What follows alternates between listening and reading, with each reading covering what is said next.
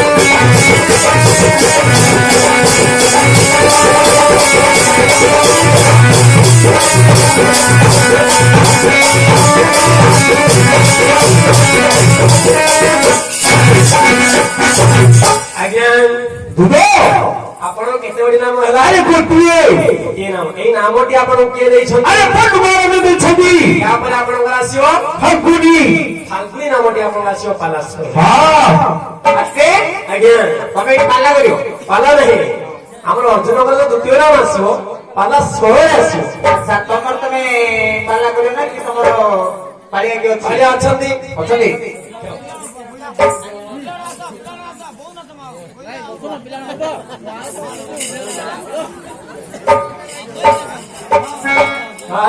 কালিয়া মদিনে করিতে তোকে পকড়া কালিয়া মদিনে করিতে তোকে পকড়া